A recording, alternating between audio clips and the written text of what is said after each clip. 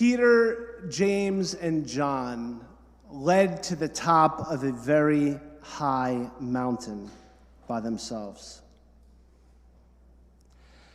Let me ask you a question.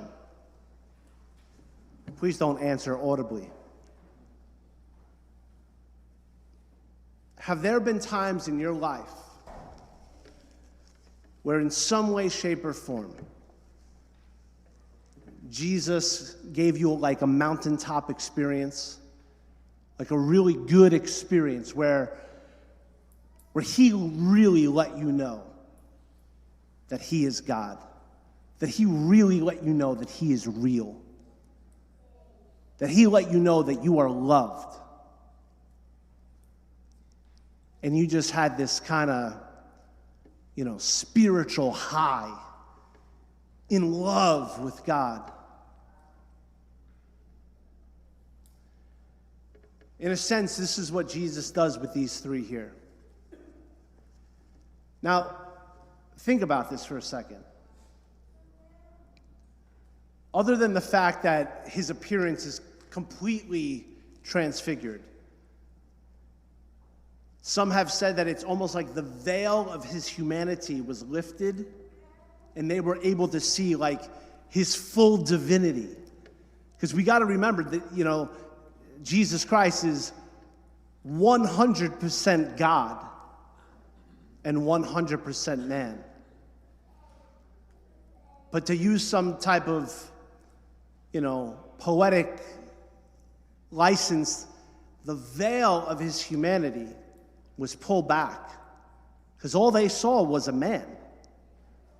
But on the top of this mountain, he truly revealed that he was God, that he is God. He had been given parables, and, a lot of things in the parables were kind of mysterious, hidden. Some of the meaning was hidden. He had performed miracles for sure that, should have convinced them, and in many ways did. But here, there is nothing hidden. On the top of this mountain, he let these three know. And if that wasn't enough, he had Moses and Elijah, two men, leaders of their faith. The Peter, James, and John's were Jews, they were Israelites, they were the descendants of Abraham, and Moses and Isaac and Jacob. Moses, the book of Moses, the one who led them out of Egypt, who freed the Israelites from the Egyptians, that God chose him at the burning bush, the Passover, the Exodus. And then Elijah, God's prophet, one of the greatest prophets that God ever used. These two men had been gone for centuries. And all of a sudden, there they are. Now, to Peter, James, and John, that must have been mind-boggling. Jesus was saying that I am the fulfillment of the law. I am the fulfillment of the prophets. I am the fulfillment of Moses. I am the fulfillment of Elijah. But now that they're there with him, it's all true.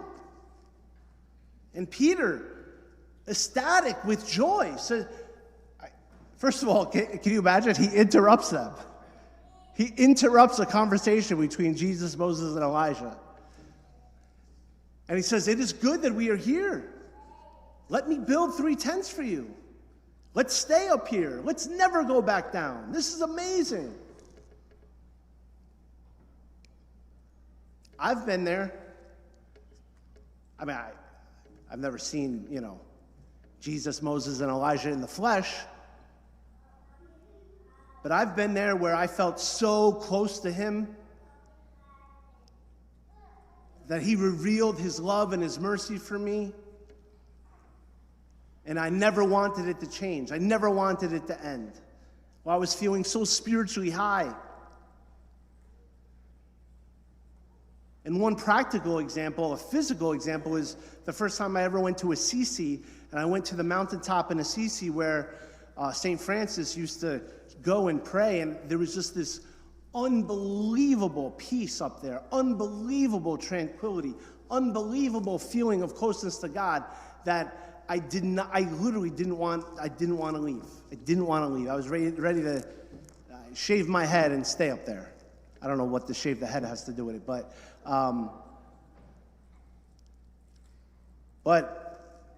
yeah, I had to go back down. I had to go home.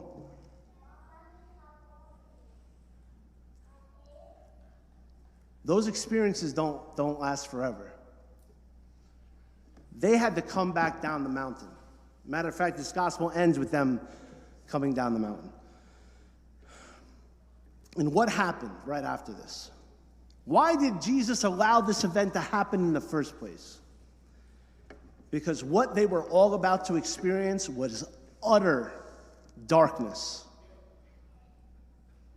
utter pain, utter suffering, and death. The complete opposite of a mountaintop experience. The low of the lows. This same Jesus, seen in all his glory, arrested, spit upon, scourged, crucified, died. The second person of the Holy Trinity died.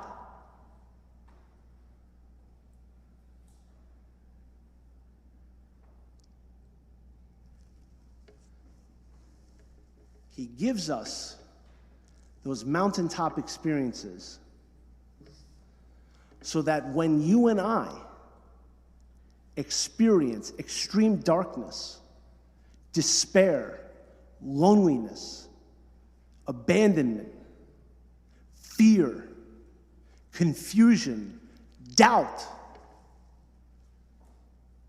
he wants us to hold on to what we already know to be true, even though we don't see it, even though we don't feel it.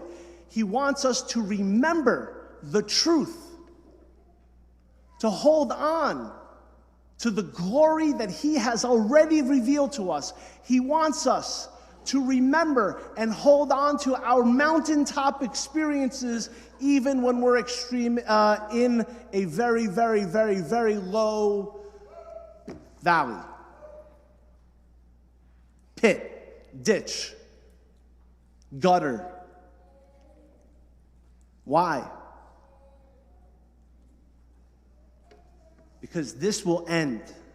This will not last forever. The lowness, the gutter, the despair, the fear, the pain, the suffering, even the death, it will pass.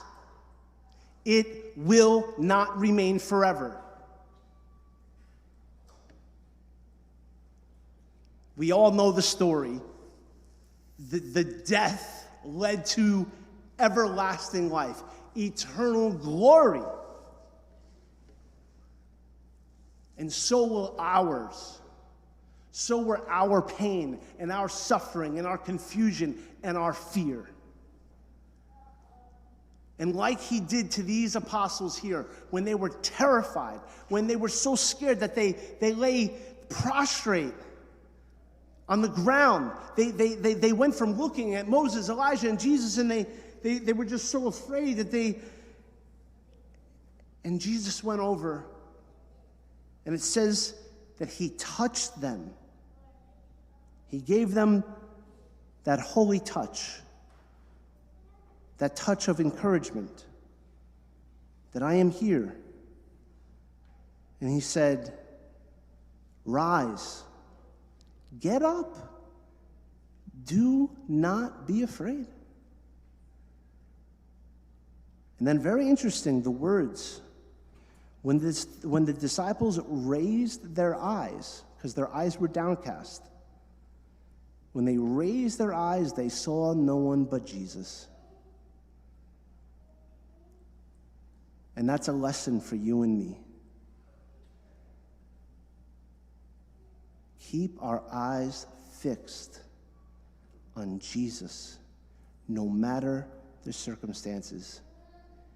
He would not say, he would not tell us to not be afraid if he did not mean it.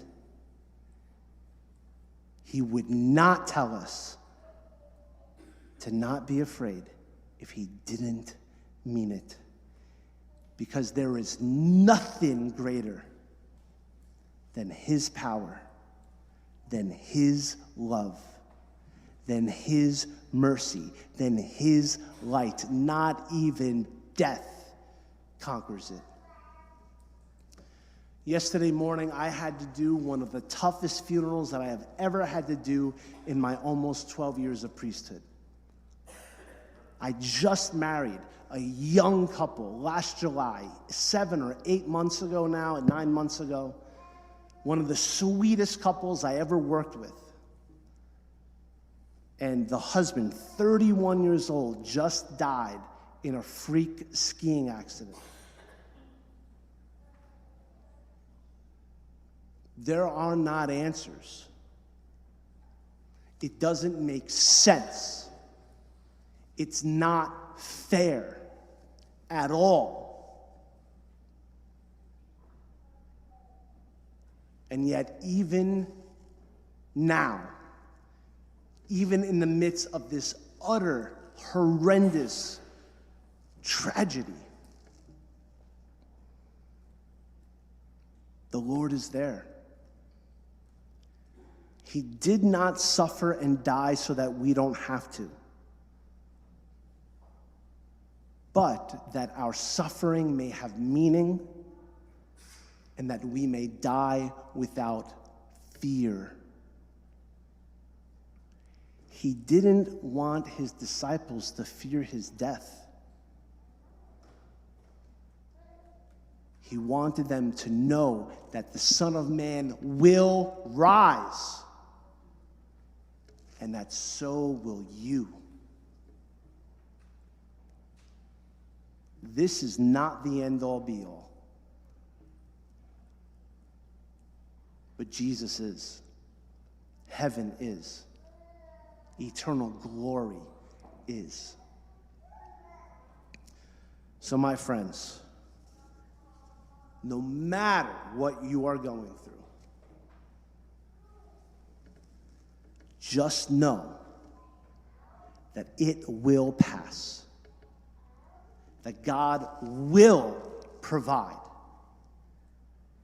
And even if it seems like there is no victory, just wait and hold on to what you already know to be true from your mountaintop experience, and the Lord will raise us on high.